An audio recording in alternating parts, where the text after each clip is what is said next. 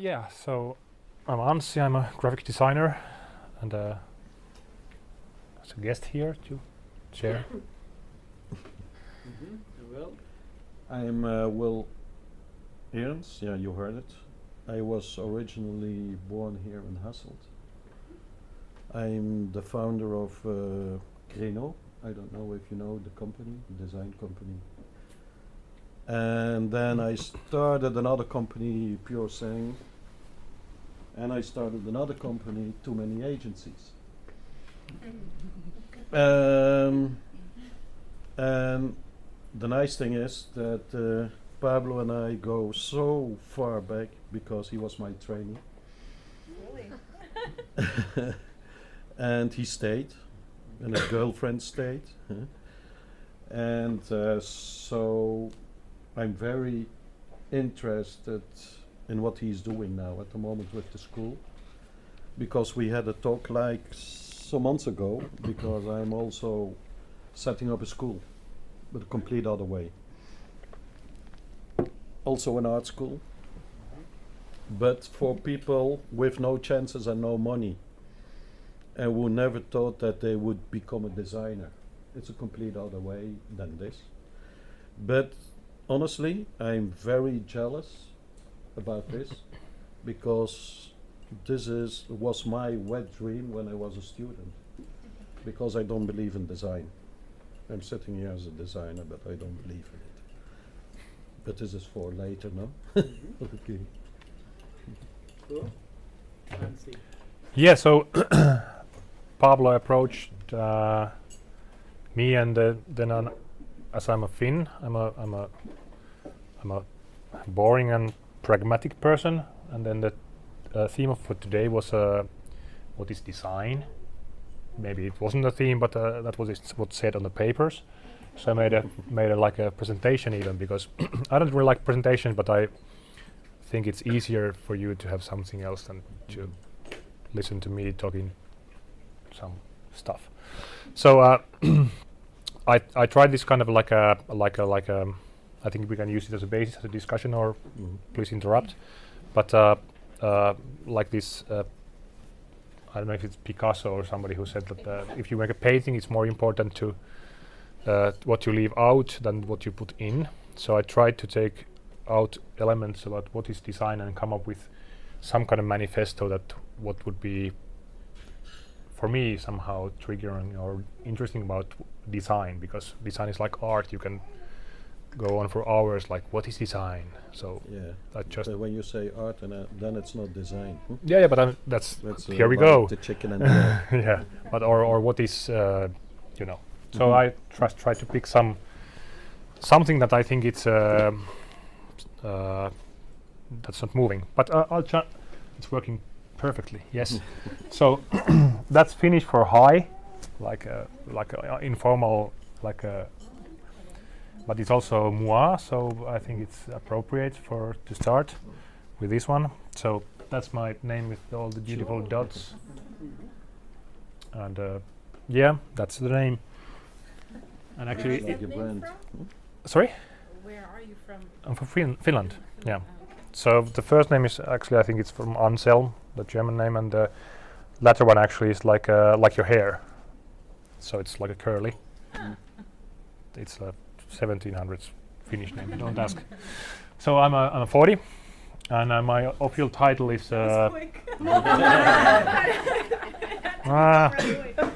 That's my honest official title. So I'm a creative director and co-founder of Werklig, or Werklig, or Werklig, whatever you like to pronounce. We don't even know. If you put .com behind it, you can go to the website and it doesn't work. So, but just like I'm from Helsinki, Finland, and that's the city. I found the most beautiful photo, so to keep you put in the mood. But I'll go through me, because it was about moi. I might explain later why. But I was born in 1976. That's me. In this beautiful 70s rounded, cornered with a bad chemical process in the photo development, so all the photos look like this. There's no white; it's all yellow. And I was born in a, let's see if it goes. Now it died. Yes, in a place called Hämeenlinna, which is an authentic 80s photo. It's a bit like I guess Hasselt. It has 45,000 people, but it has a really cool castle though. Also authentic 80s photo, like a really dimmed colored. And that's me at tender age of 5 months or something. And That's you. that's me also with my grandfather. We used to have like a Finland has a lot of summer houses, so all the people go in summer houses, and we always moved to the summer house for the whole summer, and then came back in the autumn. And that's me also with a cool T-shirt with the name on it. And this is my first artistic experience, maybe, or recorded, making some Jackson Pollock kind of stuff. And I did some martial arts when I was a kid. Noticed the too long short trousers and the too high belt and everything. And that's my high school photo. I'm the bright-headed young guy on the back, in the middle, smiling like an idiot.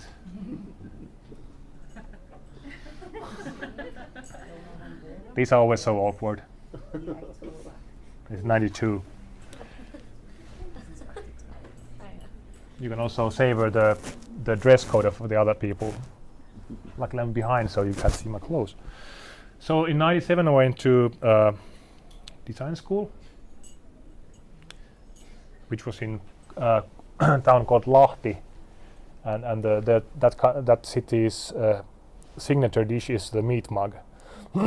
Invented in 90s. I guess somebody liked kebab but didn't like the healthy stuff, so they just have like a mug with the meat.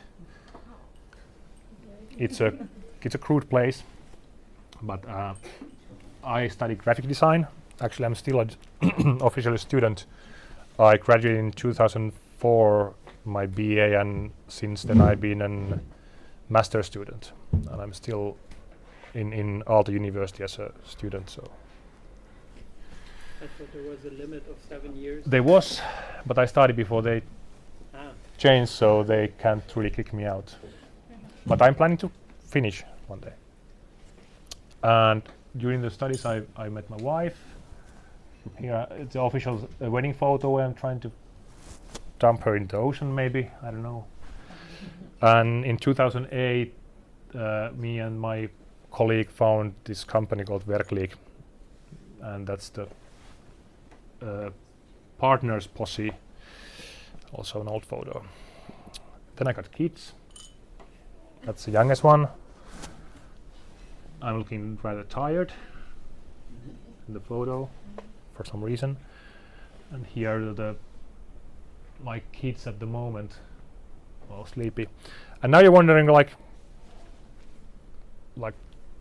okay, there's this weird Finnish dude here. I came to listen about design. Why the hell is he showing us uncomfortable family photos and some pics of his kids and what the hell? But I have a statement to make here, because we are humans, all, and we love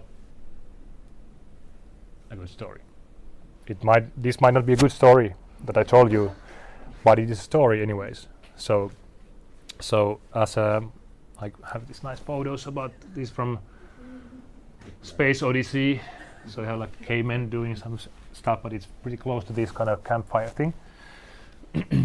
So what I'm trying to, my sort of manifesto today is that design is storytelling. So by telling my awkward family photos and everything, I have given something of me to you, which is totally useless, but in a way I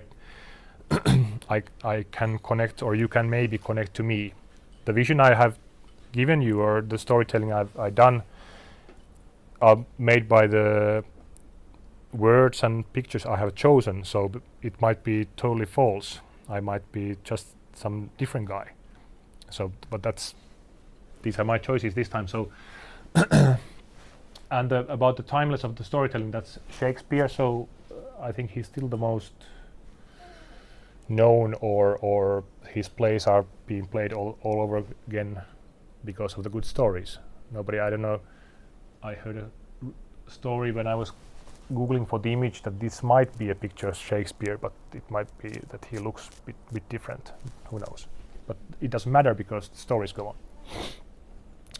And as like I said, it's a good story is timeless because it's a basic human thing. So that's like what I was trying to think about the design. I will open up it now. That what is design? It's basically some sort of storytelling, because we are human and it's natural to us to understand the stories because we are really good at interpreting stories. So you have this I don't know what is it called. It's a pareidolia or something that people see faces on things. So you have like a two squares and some faucet or something looks like a face to you. So we interpret, and I have like a couple of examples here. This is from 44. It takes 1 minute. These are the makers. They are sociologists, people doing some sort of research about how people behave. So there's an animation.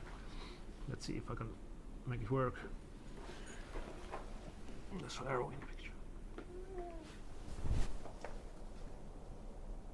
But I think that's like a good reminder that there's like it's just like a triangle, some lines and some dots that are moving, but we all kind of make the story in our heads that the other triangle is a real asshole. Like I hate that triangle. That's really annoying triangle. And it's just like a small triangle, and it's only the duration is 1 minute. So basically in that time we are able to, at least me, to form a story in our heads. That's what's going to happen here. And also it's not just a visual thing.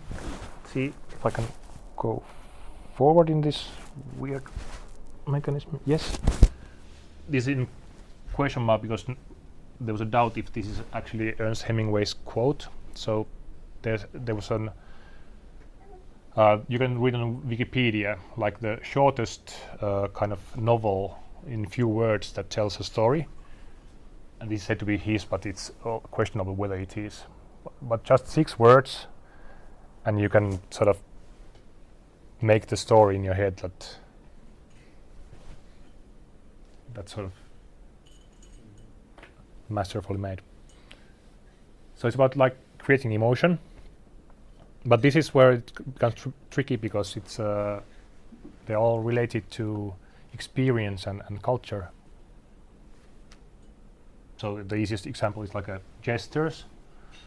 So this is just like a by doing this comes like an insult, and you have like millions of other kind of cultural related things that you have to take in account when you're designing something. So you're thinking about telling a story, but you might be telling a totally wrong story.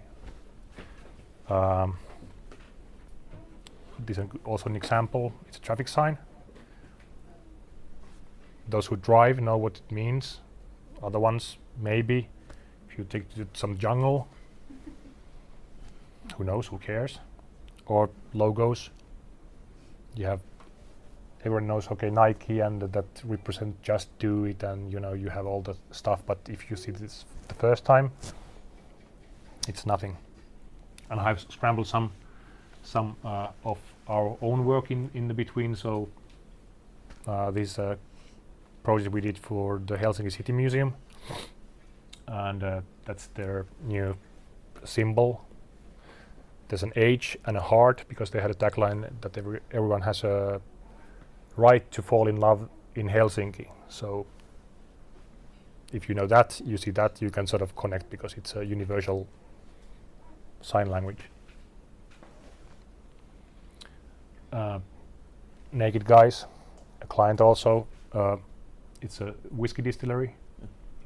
But even if you don't know this story, you get the certain kind of effect of this moment. Okay, there's something primal or maybe Nordic or weird shit happening. And we have made like a series of films for them. Have let's see if it goes. Yeah.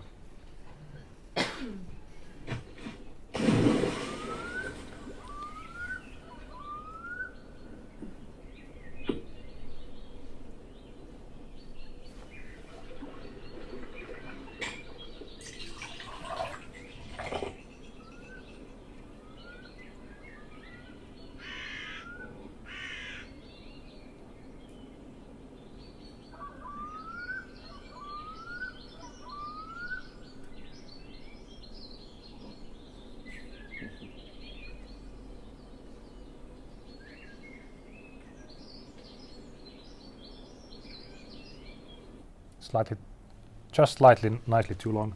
But I mean, for example, that was actually made in like a shoestring budget. It was the first one, so the light there was an iPhone's light. But I mean, in a few kind of visual elements, and especially in this case with the soundtrack, you can create a story of some kind of atmosphere, even if you haven't ever been to Finland or you don't know the company, but it sort of gives you the vibe. And this is actually the same client. The distillery that they have is next to this kind of war memorial, and I used that to make a typeface that's in every single product that they have. It's like a company typeface. Again, for the consumer or the people who buy it or see it, they don't know the story, but if somebody opens it up to them that, okay, here's the product that we have made in here in this village, and the typeface you see here is taken from this battle memorial in the village, so then it's like totally different. But I of course talk about graphic design a lot, but it also applies to other things. This is from Droog Design, the Dutch company, and this it's just an example that I stumbled into. It's Tea for One. Is the name of the teapot. So again, when you get the name, use the product, you start to build different kind of scenarios in your head, like okay, tea for one, what does it mean? You usually have a bigger teapot for two. It's only one. Is it sad? Is it funny? Is it? So you start to make these kind of assumptions of things, and you put string together. And also, have you been to Helsinki? Nobody? Yes. Yes, you have. But we made a Helsinki city visual redesign of the city. Started last year, and this is like a just a promotion video for the identity. But I'll just play it too.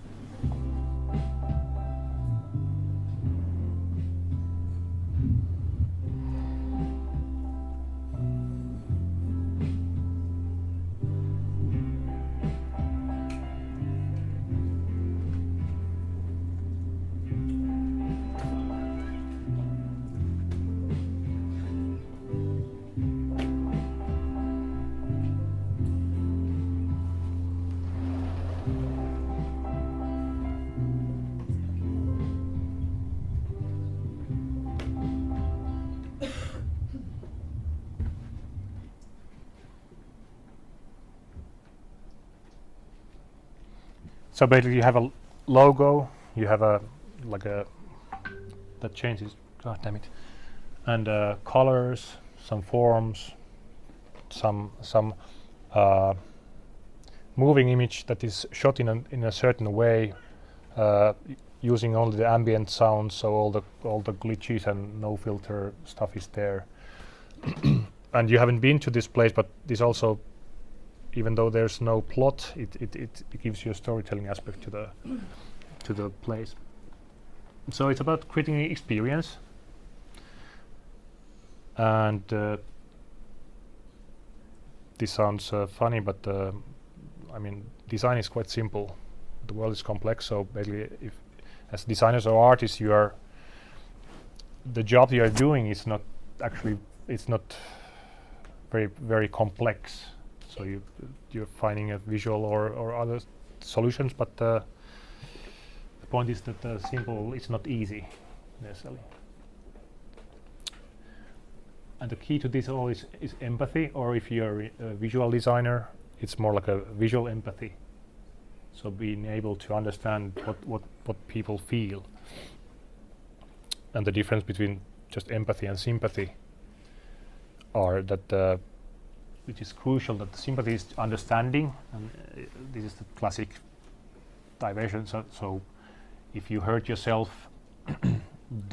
it's sympathy that you say that I'm sorry that you hurt yourself, but the other one is like I actually feel your pain, almost physically. And tool for this, to do this whole thing is it's a poster I made to Breda Festival 2 years ago. So to ask the right questions. Previously, design was more like a problem solving. Now it's more like problem finding, or I don't know if you have the same kind of attitude. So people would come to a designer and ask to solve the problem, but nowadays it's more relevant to define what actually the school is maybe doing also from its part, not to provide answer to questions, but to ask the questions that what's relevant. And that needs this empathy aspect from a designer or researcher, whatever, to see yourself from the outside and that role play. Like put yourself in this awkward place or this weird place, or come to a school and give a presentation of things in a weird way and don't know if anybody even cares. So it's throwing yourself. And I think that people with a design aspect have like a synesthesia. So what does the yellow taste like? So to understand that as a graphic designer, for example, everything I'm speaking goes back to graphic design because I'm a graphic designer. So sorry if there are people of other trades. So for example, you have a thing that you have to visualize. You have to be able to do this. So you have this kind of vision. So what does it mean visually? And I'm using designers, of course. It's again my fault because I'm a designer at least. So we are usually capable of detaching ourselves or themselves from being you. So you can basically put yourself into the position of other people, or if you should be able if you're a good designer. And the last part of my ranting manifesto is usually about the importance of truth, especially during these times of fake news. So don't lie. All this storytelling usually is like, okay, you are doing branding, so you are creating nice stories about, I mute this. But it's not like that. You have to find the stories that you want to tell. Like if you're going on a, let's say, date, or you don't tell, or in a job interview, you don't lie, but you don't have to tell all the nasty stuff about yourself in the first meeting. Like in a job interview, well, I'm actually quite lazy, and I usually sleep a bit too late, so I might be late from work all the time. You don't tell that, but not to telling that it's not lying. It's just but you get the point. And never assume anything as a when you design or do things, because this is a company mantra that we are using for brands, but I think it applies to design anyways. So if you're honest, so you are authentic, and you do things in your way or differently, you stand out, and then you inspire people, which comes back to the storytelling aspect. And you cannot put people in roles like in the school here today. We are talking a lot about, are you a designer, are you a guest, or are you a student, or whatever, because the segmentation is not happening. You can put people in boxes, so like you are this or that, and you do stuff based on that, because the roles don't apply, and the truth is more important than ever. And we also have graphs today that design can be used to change the world if you want to. So I think my point here is to what is design. I made like this manifesto, or narrowing down to the storytelling aspect. Of course, it's much more than that. But I mean, what I'm trying to say, if you come from different kind of background than from, let's say, graphic design, you can use those tools of graphic design or design to for your own benefits if you want. But then you have to understand the basics of this. So we are human, and I think it was in last speech was about this, that you have to be sexy, or I mean, you have to make their message interesting. I mean, I have to connect to people. I had this really bad, there's a Finnish cartoonist that makes everything in the post-its, like, and the awfully drawn person on the left says, oh yeah, fuck, bubbly is the best, and the other one says, there are things that really matter. So really bad example. So nowadays many times stuff that is somehow nice or you know, popular gets more attention than the real issues, because usually the real issues are being put in such a serious or difficult format that people don't want to go to that difficult stuff, because the light, easy tabloid stuff is easier to go to, because it connects to me instantly, and I don't have to use all my effort to understand this. I know it's important, but it's sort of too heavy for me. So again, we humans love a good story, so tell it. Thank you. That's mine.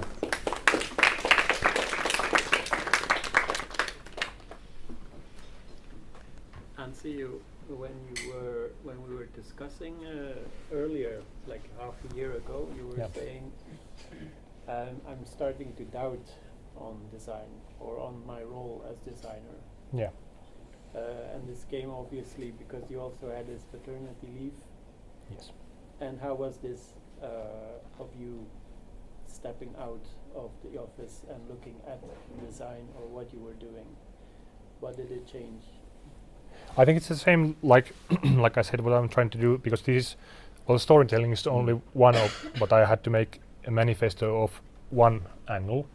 I think I went through the same kind of circle or cycle, like, okay, you're doing design, so what you're actually doing, because if you're choosing colors and choosing fonts and making things look graphically nice or perfect or aesthetic, like what I'm actually doing, and it has many sides, of course, what you're doing, but I haven't, like I said, I really like and I like graphic design. I've been doing it for 20 years now, so it's sort of like a passion, and I think I always will like it. I like type and I like things, but I mean, what we discussed then was that most people are seeing, again, graphic design, because back to the fact that I'm a graphic designer, basically, graphic design or design in a more like a aesthetics exercise or something that's apart from the real world. So basically, like we have grasped this many times today, like it's not like an external bubble, that there's a normal world and then there's this design that somehow touches, because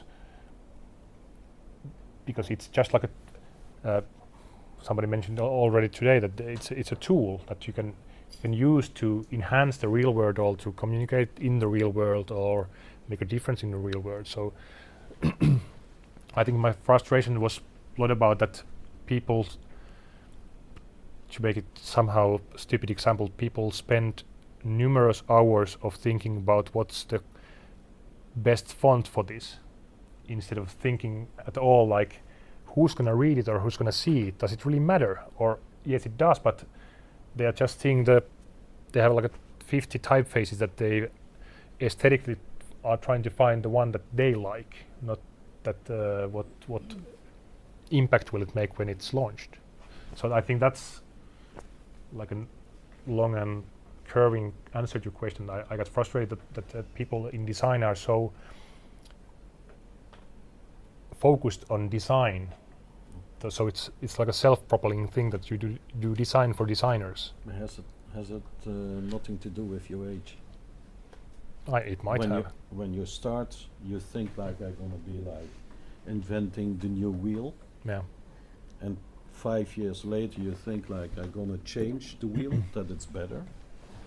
Then 5 years later you think like, well, this wheel is nice, maybe another color. And then at the end you say like, why the fuck? Why am I thinking about a new wheel? The wheel is fine. The function is there, and Yeah. why do we have to change it? Yeah. And I think this is something what, for me as well, like that you are rethinking like design, but you know as well that you have a very, very dangerous weapon as well. Because when you're creative, you can do everything, everywhere, whenever, and what you say you can change the world, but it's, for me, it's the hidden army, all the creatives. But the problem is that we creatives are not, how do I have to say it, not bad enough to do something wrong with it. We want to change the world in a good way, but with our power we can be a very, very dangerous army. And I think becoming older and doing this thing, when you make something you think like, okay, yeah, everybody, wow. I think, yeah, what the shit. When I look at me now, when I say like, sometimes I have to do something for money because I have a lot of people working. But when I do something for no money for people who want to start something, it gives you a much better feeling. And is this design that you use your power and your creativity to help someone to make something nice to and for me, like design and talking, and I see it when I talk to young people. My children are also now, one of them becoming a creative, but she is like, the color has to be important, the typeface has to be important, and for me it doesn't matter really. It doesn't matter that orange is orange color. It doesn't matter. It's how at a certain moment you experience this thing, this design. And I think like when he asked this to you, I have had this as well. Like I know, like a year ago I really wanted to quit and go and sit on my island. And we are born, and I think all the people here, they don't realize how important creativity is, how much it will rule the rest of your life. When you step out of this creativity, you're gonna die, because you're born with such a unique talent that your whole life will be evolving in this creativity, and you can't teach anybody to be creative. This is one thing. I'm 55 years old now, and I know that you can't teach creativity. In this school here, I think what they're gonna do is to help you thinking in another way, to get your talent sharper. It's like a runner who goes like for the marathon. You train, you train, you train. This is what you have to do with a creative brain as well. You have to feed it all the time. We had these discussions in Creno together, like when people stepped out of the company. And then I always got like this thing, yeah, are you not afraid for competition? And I said, no, like, you have to imagine it's a highway. And you go, you run against a big mountain. So you go, go, go, go. This guy steps out, but we still go. And when it's the normal way, it's easier. But when you are in a creative company and you want to do something different than just corporate companies and giving the shell logos, you have to work on yourself all the time. And you have to be so critical about everything you make. And this is something I think as well. When you have this creative burnout that you say, I want to quit this whole shit, it's also because you think you're looking at your work and you say, I've done it, it's boring. I want something else with my life. And it's something you have as well. I know it. When we talk, you are bored about the whole business around it. But you need to have a critical mass, and that's the business. Because it's very, very stupid that we are sitting here. Why are we sitting here? When we never had done a nice job, we were not sitting here. Because then you had taken someone else off the street. And it's just because we have created a critical mass with clients. And like I see what you have done as well, you have like high roller clients. This is why we are sitting here. And it's very, yeah, it's,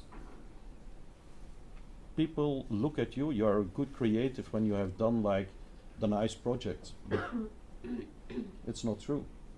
You have very good painters who will die with nothing, but you don't know them because they not had a critical mass. And maybe they are happier or they are not happy because nobody ever knew them. So I don't know. For me, it's like we are sitting where we say like, what is the egg, what is the chicken? And it's always the same thing. You are playing with this.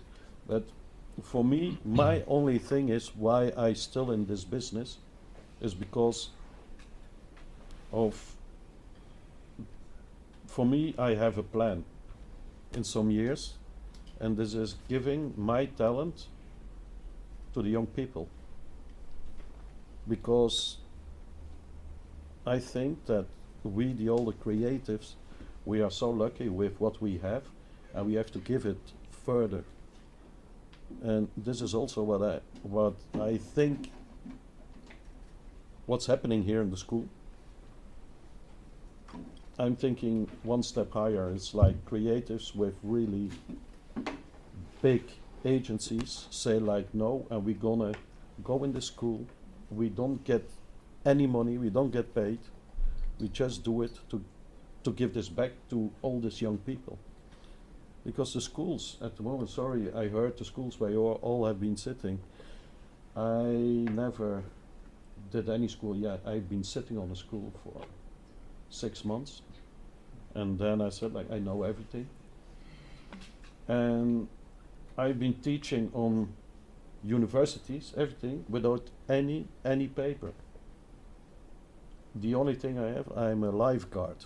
That's the only paper I have. I have a lifeguard paper, and I've been on the coast, on the beach, whistling. It was too early for Baywatch, otherwise I had done that. But this is, I have no paper. But my father was an architect, my grandfather and his father. I was born with it, but I never wanted to do it because you can, when your father is doing it, you don't want to do that. All the shit and so it's something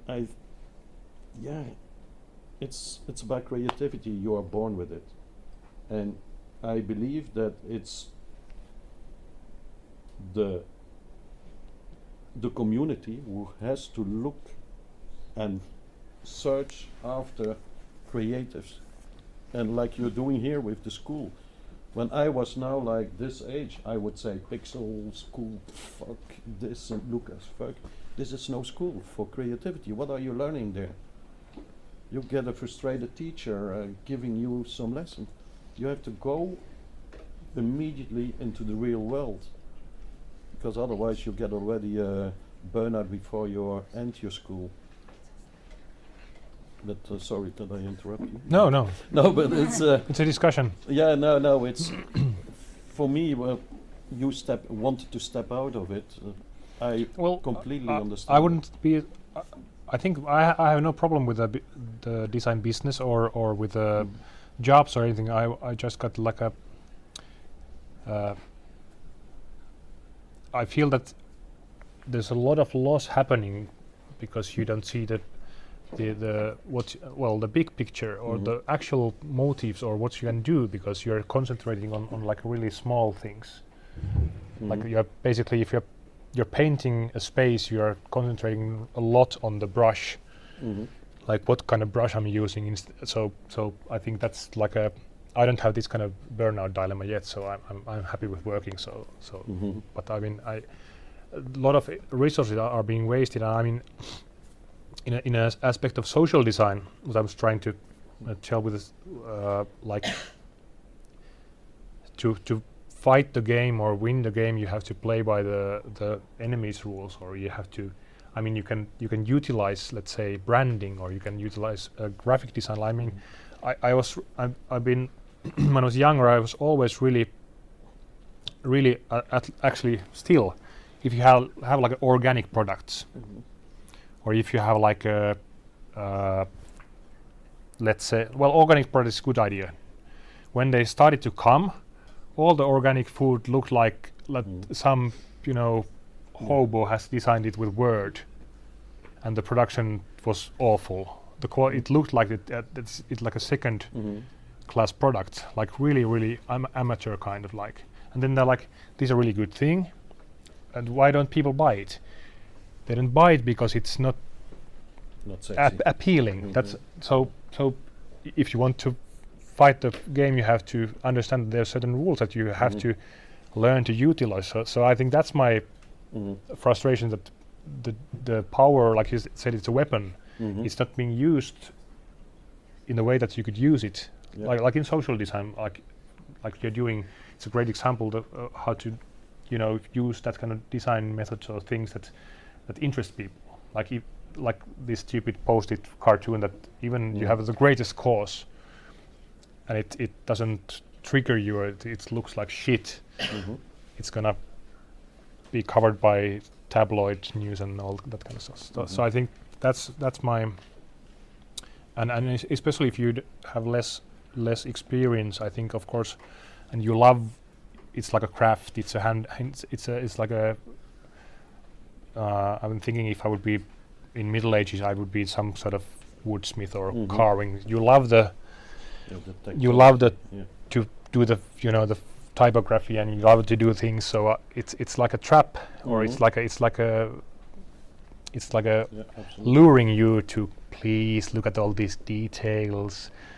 Don't think about what you're trying to. Just enjoy this beautiful moment of. Yes. And it's nice.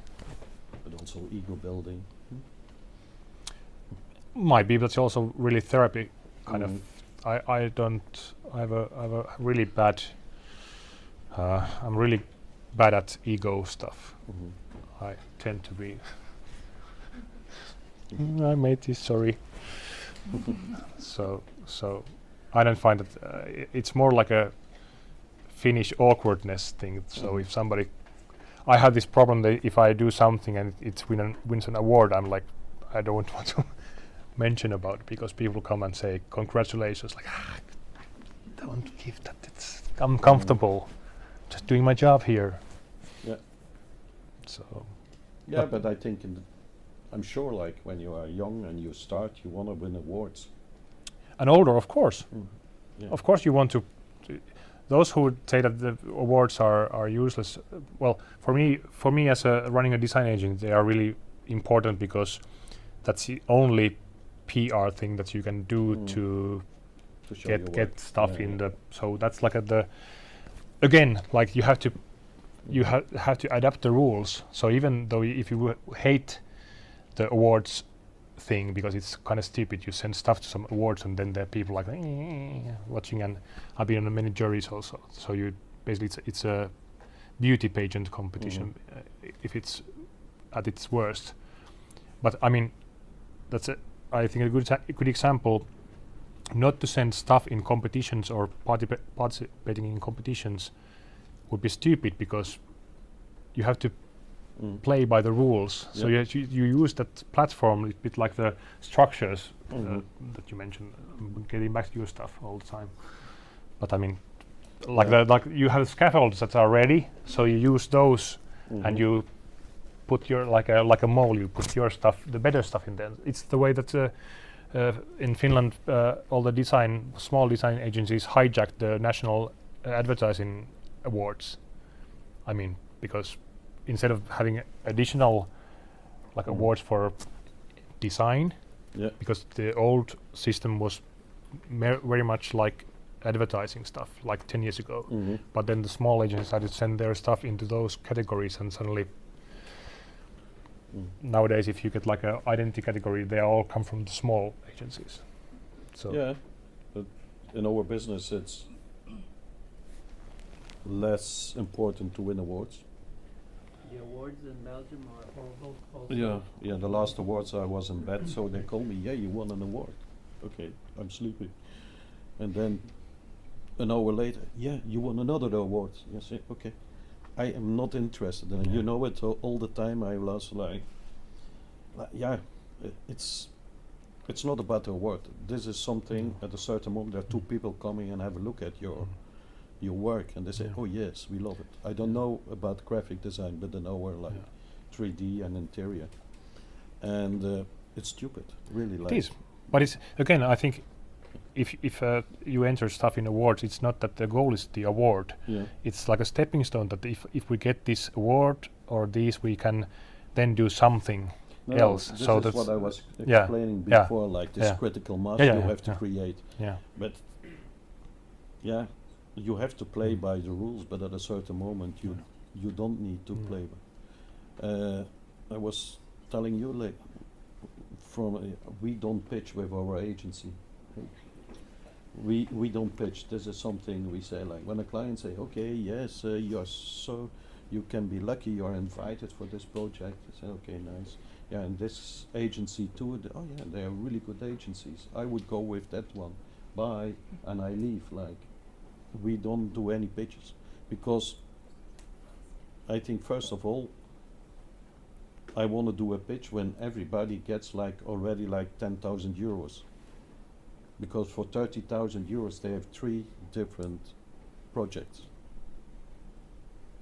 And I think it's not fair towards the young people because you don't get a chance. Because the first thing they will say, in my business, they will say, like, for this big project, such a young, no, we're not going to take it. I went through this as well, and like, when I was young, I was wearing this strange hat, and all the people start laughing when I enter the room, and it was always like, okay, we're gonna wait, and then you get a second one, a third project, and then you grow, and we went very fast, too big. But at a certain moment, you know the game. Do you mind explaining what's your business? My business is tactile storytelling. No, this is what we said like 20 years ago. We put like tactile storytelling. So I almost had to give a dictionary with all the clients because they didn't understand it.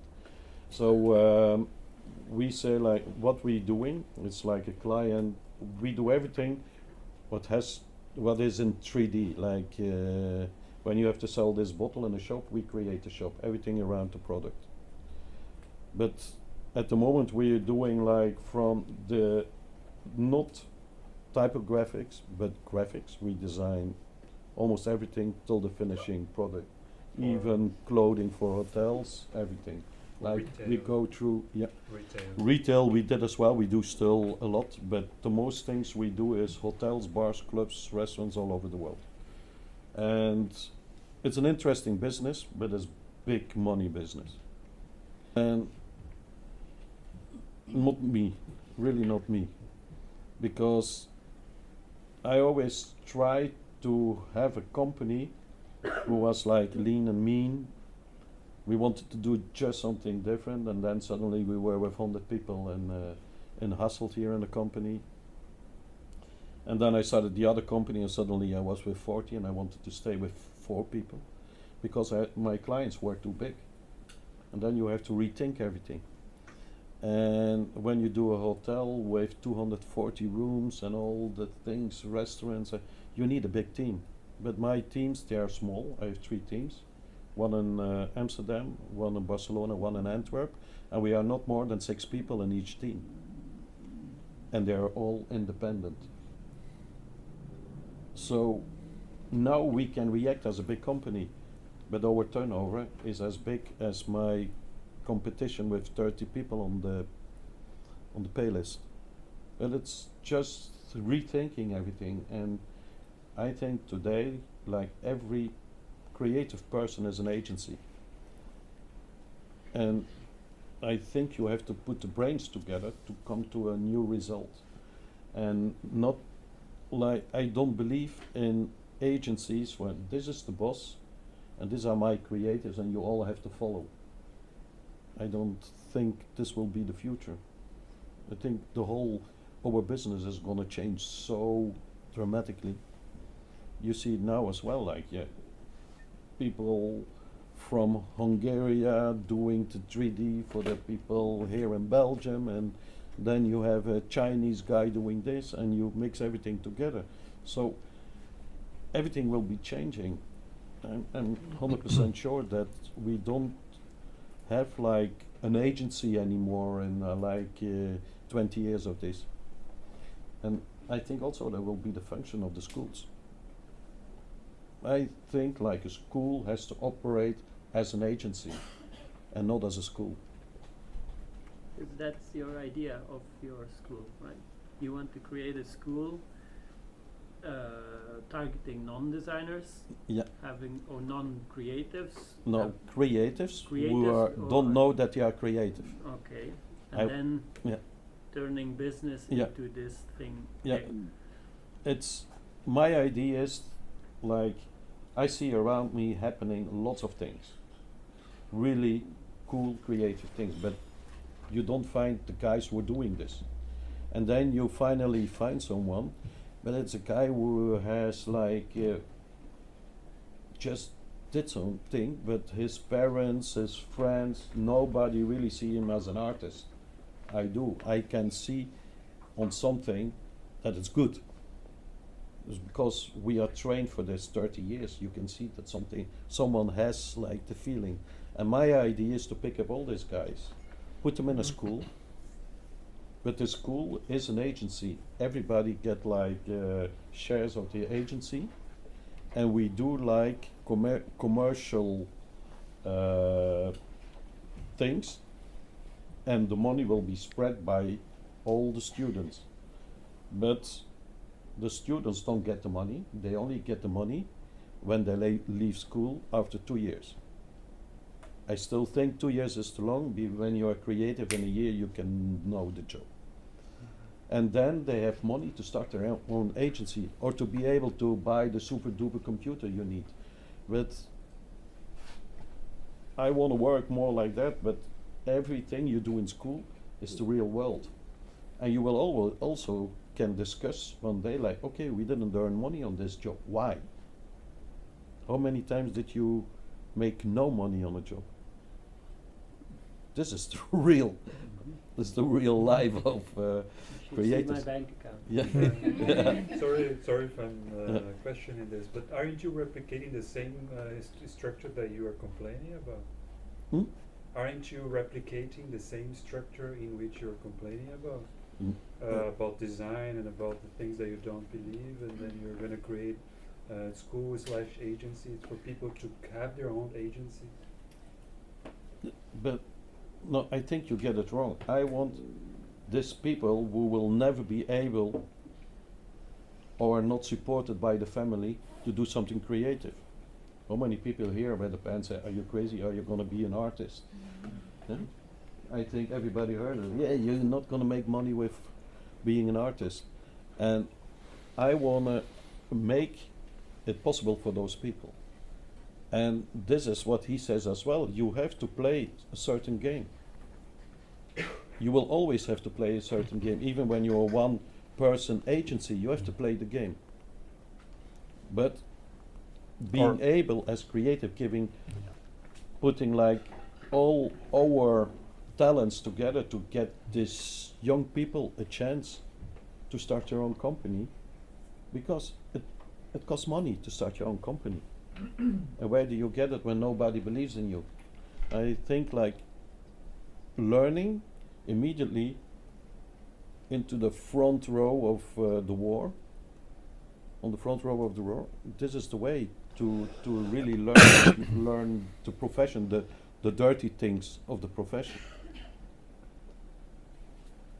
But I know like there are some people, I have like my history, I have maybe had like 10 faillissementen, bankruptcies, I have had everything. I always had really nice partners who are now living in South America with my money. But it was my problem because I wanted to be the artist and was not focusing on the things you need to do, like the money things, the contract things. It's also a part of our business. And now I'm doing it different. But it works like this, and this is what I say, you have to learn it from the veterans in the business, because someone who says like I went like from here to there, I don't believe it. You always go like in a creative business, you go like this, and sometimes you think like, okay, I earned my first 1,000 euros, and you spend it immediately. That is so nice. But then the second job, you lose like 1,000 euros. It works like that. So, but I think I'm not thinking, I'm sure that what you are creating here is already not one step, but 1,000 steps further into the creative business, like the old school days, like going to St. Lucas or something. I really don't know what are you what you can learn there. You're talking dangerously because we have a student, Alex, but who has dropped out of school and then being convinced to go back in school. Don't waste your time there. I loved being in the design school. Left, but, No, I think it was the best learning period ever in design school. The teaching was not really some good courses, but the point, well, the especially I've been to couple school, but especially this Institute of Design in this weird city with a meat mug, because it's like 100 kilometers up north from Helsinki. It's not a very sexy city, so it has a reputation of getting. If you're foreign, it was like called the Chicago of Finland in 80s because of some, there's some roughness in the city. Let's say that if you go on a grill at night, you might get beaten. So basically, and all the people in my class, for example, we were 12 people. Nobody was from that city, so there was nothing to do because it's not any cultural capital place. So I think. I don't know. I don't Hasselt enough well, but I think the school might have some sort of same kind of things, that it's like a hub that you basically, because what you do, well, you go to the school the place, and you go to the classroom where you have computers and equipment, and you do things with your friends all day, and then you go. Sometimes we applied. You could get like a. If you told the person in charge, you get like a night license, so you can basically be there for 24 hours a day. We have some courses also that like intensive course, like people basically live there for a week doing things, and then you have presentation on Friday, and that was like really that I've been afterwards thinking with a great warmth, because you don't have that kind of thing that you are put in a place like it's like an island that you have nothing else to do than to play with your classmates. But you're talking now. You say like the teaching was fuck. No, not about that. I mean, I think that the greatest asset was not the teaching No, it itself. was the group. Yes, that you are with and soulmates. then doing, because your place where you have just what to do. Because I think when I went to do the masters in Helsinki, you could see the different kind of dynamics, because Helsinki is like a way bigger city, so there's a lot more to things to do, and some people were originally from living there, so they have their different circles. So it's basically like putting it doesn't put you in this kind of uncomfortable zone that much.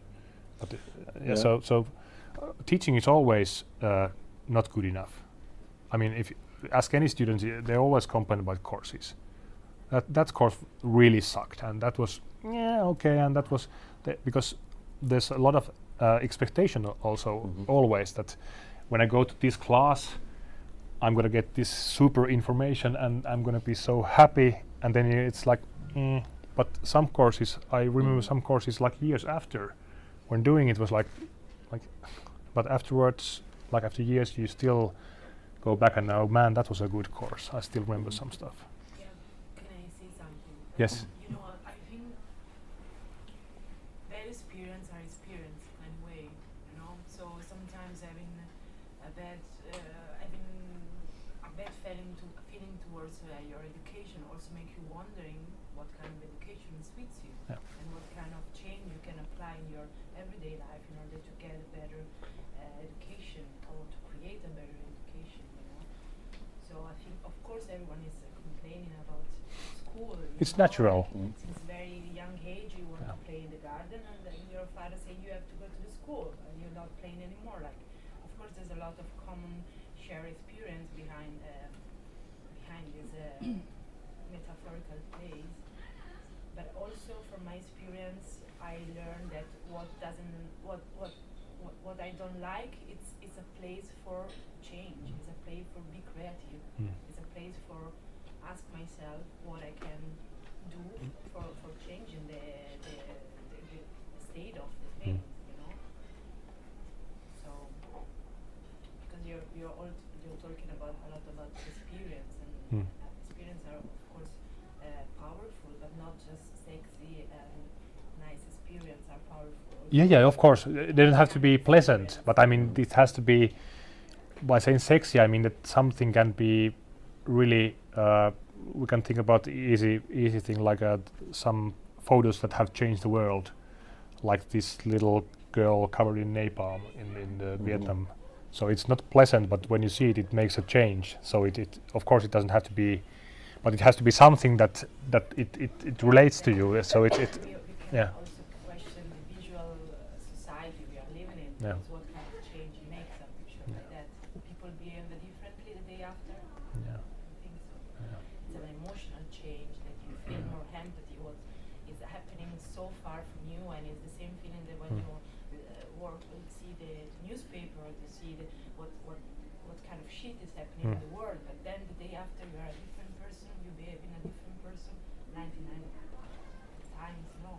Yeah. No, But like one thing is this visual attachment that we have built it up in this society. That is very visual oriented. It is very oriented in the power of our desire in terms of creating sustainable advertising and business that nourishes our society. But from the other thing is personal and singular story and individual person and people that are trying to make a change within themselves first, because I learned that if you want to change the world, please try to change yourself first, you know. Yeah. Otherwise nothing will change. But the visuality, that's also something that this is personal gut feeling also, but getting back to the storytelling and being human. So I think it's also something that because we shouldn't think about just things visually, of course not, but I mean, if you go back to history and you look like their wall painting, if you go to the Hasselt church or something, it has everything is visual. So I think that's also because we are certain kind of animals, and we cannot also avoid that all things visual are really strong to us and important to us. So people tend to and just stating that it's advertising basis power, of course. but even before advertising, even before advertising, that if I think church is an excellent example of like a power of images.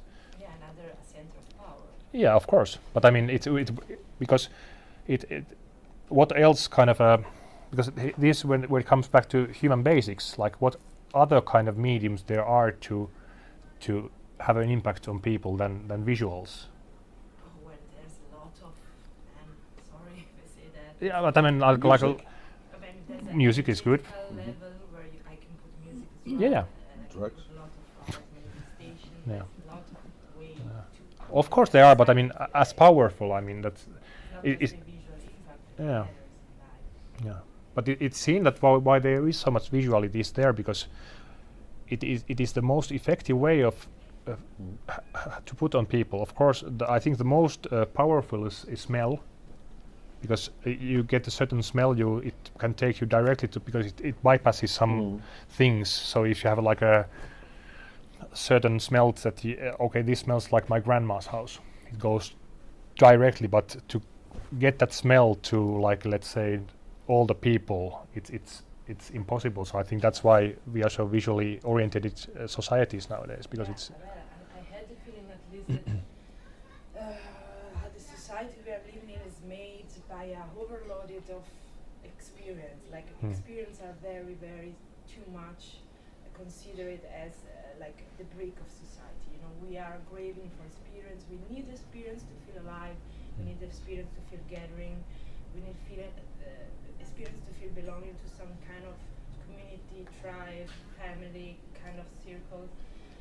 But you know, this is something very costumistic of our society, that we are really craving for feeling more, and we are forgetting that we are like something different as well. You know, like, and we can communicate without saying a word. And when you're talking about empathy and visual language, like scientifically, like neurologically, there's something in your brain that is called mirror. There are the scientific answer of what is called empathy. So, and this is something that it's been not just in human brain, like chimpanzee has it, a lot of other animal has it. So empathy is not something that just belongs to human beings. So what does it Of mean course to not. be Yeah. human?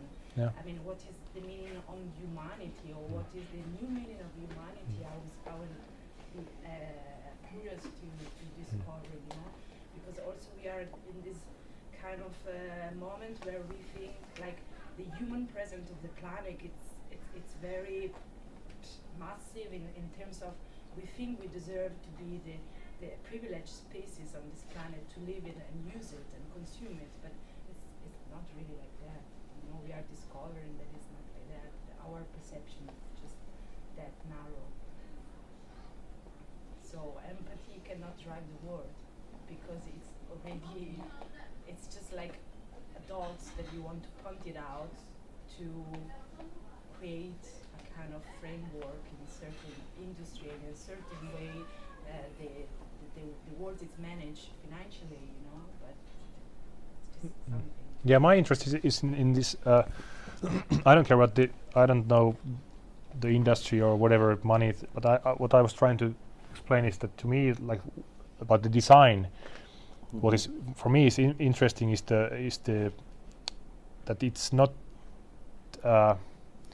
it's not relevant, or what I mean. If you take things down, basically, for me, this is a manifesto for today, and of course, it's not a flawless.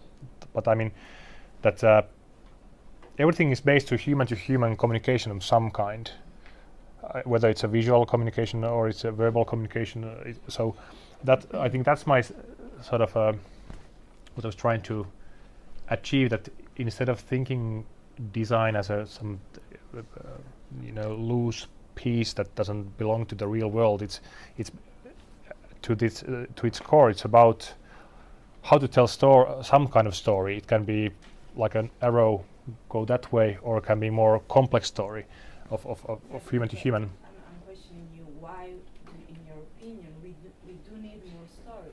I don't think we need more stories, but We need stories then. is there because that's my interpretation, that everything that because as we are animals and we are humans, so everything is somehow storytelling. I don't know. Story doesn't mean like a long story, but I mean What I know is our brain is very magical. So, for instance, we are able to read a comics where there's no story. Like you have one frame with something, and you have another frame with something else, and how our brain can make bridges, can actually create a story. yeah, but that is storytelling. That our By brain is creating a montage, it's just like classic movie thing. Montage, you put this thing and this thing, and your brain makes the story. So that is, for me, is storytelling. So if you show a picture of the classic thing, so people make up So I think that is storytelling, Yeah, but I don't agree. because storytelling is not something that you can impose from the outside. It's something that you have to, like with the stupid example that I have, like these traffic signs, because they need cultural learning also. But it's something that your brain makes the interpretation. So that's a funny and interesting part. That and also with animation, that you have just abstract shapes, so your brain does the work. So I think like and that's interesting for me. the storytelling can be a bridge between like the demand of the customer or whatever and the result you deliver. And the way towards the bridge is like the storytelling, and Yeah. it's something you use. It's a tool. Yeah, but in a way you entertain your Yeah. and I'm really I don't think I don't feel. kind of against that. I wouldn't, Yeah, But because but sometimes you also have to be careful that you pinpoint something too far, that it's dead. The whole thing is dead because you have been thinking and rethinking, and sometimes you have to say this is it. And I understand you, but I think I understand him very well, because we also try to imagine a kind of story. When you make a hotel, you can say like, oh, I like this tiles, I like this light, I like this, I put it together, it will be good. Or you think like, okay, which kind of person is coming in this hotel? What are they doing? Are they older? Are they younger? I know very well what And you share. so you have to create stories Yeah. and thinking. And I just finished a hotel in Amsterdam, and we had a press thing, and this woman from the Telegraph, she asked me, and she was even Dutch, and she asked me like, why did you make this window just this side and not lower? This was a window between the bathroom and the bedroom. I said, yeah, listen, sorry, but maybe you will be shocked now, but when I was walking around here, I was thinking like, there were like 5 rivers coming together. You have like the whole feeling going to Amsterdam, blowing, sex, everything is free there. And I say like, can you imagine that there is a couple and the sex is not good? Can you see this woman standing like this, and she thinks like, okay, the boyfriend or the man is behind her, they're having great sex, he had great sex, and she had a really nice view.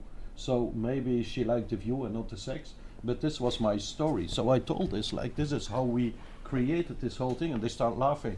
I said, but we are really serious, like this is how we were thinking about the rooms. just because this story came up from the environment, the city of Amsterdam, what's happening there. And yeah, it's the storytelling. It's quite important to deliver a product, because when you say to someone, okay, why did you use red glass and not white glass? Yeah, because we liked red glass. Yeah. It doesn't give the power. But for me, You for know, yeah, like, I'm working on concept, Yeah. okay? And one time I've been invited to create a concept for a hotel, Mhm. okay? So I decided, yeah, if you want a concept with me, I have to live there for 1 week, and then I can give you something. And of course, I also use storytelling, but I was creating a concept, Mhm. okay? So I was creating not just a story, a possible story that fascinates the client or make the client curious. I was creating like authentical complex frame Mhm. to connect the hotel and the environment around, so the specific thing plays with the context, you know. Mhm. And in that sense, I think I can work even if I'm not a designer, as an artist, because I can understand what are the context, priority and dynamics, and I can transform that with words. Mhm. at least. but I think we are lost in the terminology, because that's for me is storytelling. Yeah. I think Yeah. I think we are stuck on that stories are some funny, entertaining pieces of things that make people laugh. But I think concepts are a good example of storytelling, because when you define a concept for something, for me that is like a small package of information that tell you, like if you make a painting, as an artist, you make a painting, you have some story. It might be abstract, just a feeling or something, but you're portraying something on the canvas, and you're trying to tell something to the people, or hoping that when they see this image they will react in a certain way. So What about with abstract art? same thing. Why not? Because everything, like if you go to Malevich Square or something that's very abstract, I'm sure that he had a vision that like a mission that he wanted to tell or make people feel in a certain way, or just want to test out what people might feel. I mean, that's also like a And I see difference between statement and storytelling. I really think different. But I think like concept is also a word what is used too much. Like everything is concept today, and I personally lost the concept of the word concept, because I don't know what it is. And sometimes you see like, yeah, I have this amazing concept. Yeah, okay. I don't see concept anymore. For me, it's also a word what you can. Maybe because you are an established professional, you know. Because I feel like, I mean, sometimes I don't want to provocate in this sense, but sometimes I see, in terms of freedom of being creative, a huge gap between how we as a young force creative can act and interact within the world, which is most of the time a very complex and self-entrepreneur way of getting clients and also deal with that. And I think I always have the feeling that I have to show up because I'm young, because I do projects that are small kids. I understand. And, blah, blah, blah. And then I know that one of two generations toward me, like the way they are creative, it's really like sketching on some table notes, and there's people taking the sketching and like creating in a project, you know. So you kind of miss this complexity that can be developed behind any project. You know what I mean? Yeah, I understand. But now I have also a question, like to the guys here, like why are you here? What do you want to do? You all going, you're students? Are you students here, or you will be students here? you're not the first to ask it today. Yeah. So yeah. I think but everybody has been asking it What? for themselves and to each other. Like, We have a mix of Excel Math students and the school. What was the word? Collaborators. Yeah. But The collaborators, they are teaching or not? They will be teaching because Yeah. teaching, following, collaborating, it's a mix. Yeah.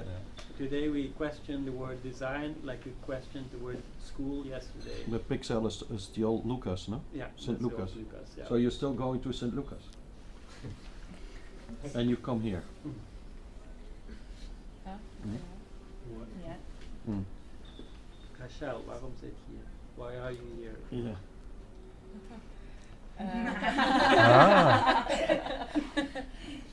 I'm here because I like the concept of the school, and I was interested to see how Still there. Talk.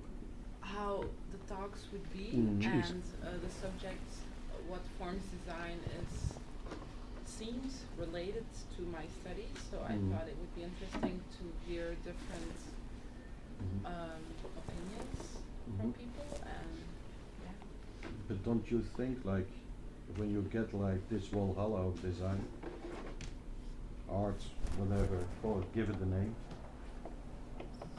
you will be so fucking bored in St. Lucas, I tell you that. And I think it will not, it will bring you in a big collision between what do I have to do, like the alternative or the authentic school. I think, like, when I'm talking what I heard, like, you have to choose for one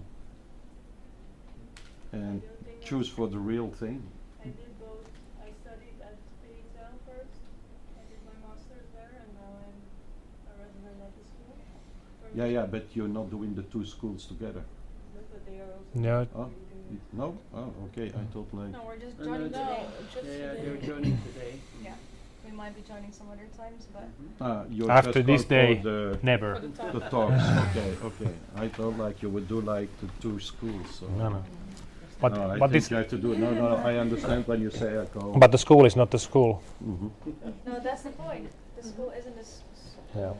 But then we're just talking words again, and that didn't really. Yeah, there's a lot of words today. Excuse me? But it's interesting, and it's also very because well, I'm Finnish. English is not my native language, like I guess to nobody No, I don't. to you, I guess so. So and design or is it's a complex because it's sort of becoming so established phenomenon that it has like its own terminology or it's not science because it's like a holistic, weird thing. Yeah. So that's also the problem with the design discussions or when you talk about design because the terms are so varied. So for example, me using the word storytelling it's not the exact term for anything. So to some people it might mean totally different things than what it means to me. So it's actually quite interesting to see that our concept, some people see it in a totally different ways. Mhm. Yeah. But it's quite natural also. So that's why I made this thing to open up my idea of what That's is. also what makes this interesting, because if everyone thought the same thing, we couldn't learn Yeah. things from each other. So Yeah, and of course terminology is not that exciting or important, but it's also Yeah, but it's part of the deal. it comes with a deal. It's again one of those rules again. So you have to sort of No, but my daughter, she finished St. Lucas in Antwerp. You paid for that. You paid for this school. is it a design school? Yeah, It's it is.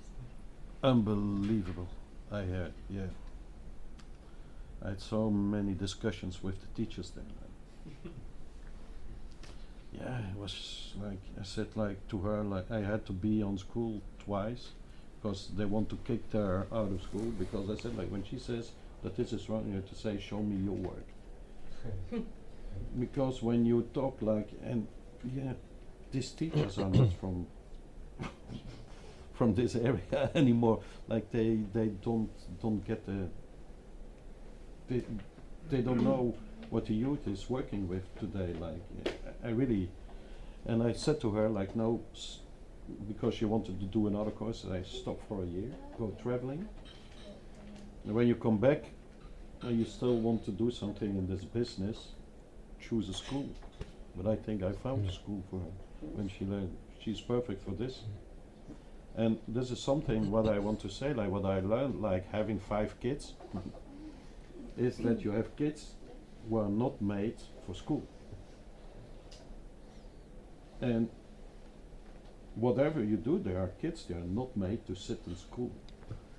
And this is something what's wrong with the schools all over the world, because they don't realize that there are kids who are not made for school. So the need to be like new things, like maybe this school. And I think that's, for me, very interesting. This is a nice concept to develop, like how far can you go? How will you interact with the real world outside there with a real job? And how do you put it together with people who are not used to the business?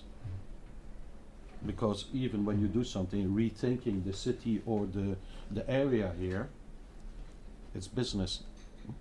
You have to come with a real plan.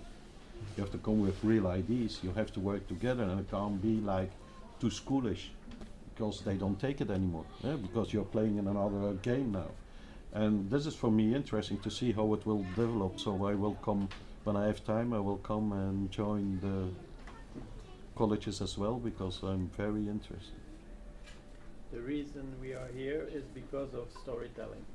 We had to pitch it, we had to pitch the story, not to pitch to, because we were one of 3, but we wanted to collaborate, and we wanted to establish a space where we could play with their money. And to be able to do this thing, what we're doing, even if it's meta or a moment, or even if it's not a story, Concept. I mean, concept, whatever makes Whatever it does the is. job Yeah. Yeah. and communicates with the. Yeah. So we have to communicate indeed with others. Even if we talk to the neighbor who makes the fries, you know, and she asks, what are you doing? And you come up and you say, it's an atom, and then she will say, okay, okay, let's talk about fries, because I don't understand you. So you are a constant storyteller, and you tell it differently to your mom than to your friend, than to a city mayor, and that thing we will learn to do, and it's the most essential, because that creates a freedom to do whatever you want to do. That if you can tell a story that the other says, good, just do what you want to do. That's the most essential. And for sure, because we will do things no one else does, and we don't stand in the standard, we have to tell the stories.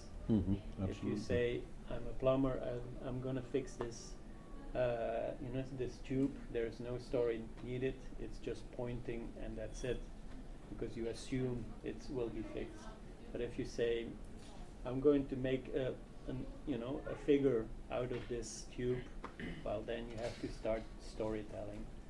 I don't agree, actually, because Okay. in the first Good. case, when the plumber comes to your house and fixes the tube, there's also a story being told. Absolutely. Not by words, but Absolutely. by image or clothing. Not on or the act, but before he Yeah, has to yeah. come. Yeah, there's Absolutely.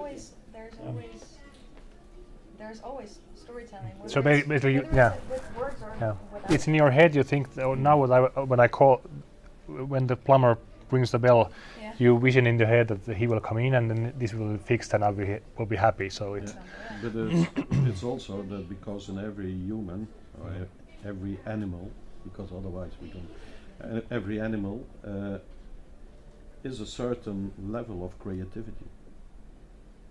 Also, the plumber has some creative Yeah, of genes. course. And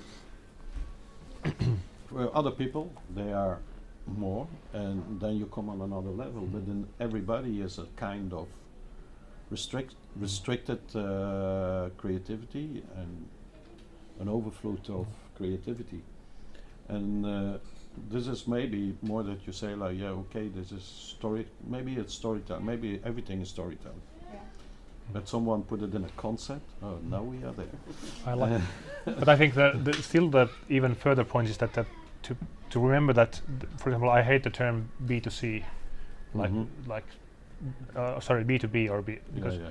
there are no businesses communicating with like a businesses, so that there's some weird machine entity that this business is selling goods to this business, because there's always and that I think is usually forgotten with the design, that like I was trying to that people are so focused on the design that they forget that actually it's me as a human communicating to some other human, and if you remember that, it makes the whole job a lot easier. You can sort of utilize your whole creative power to tell a thing.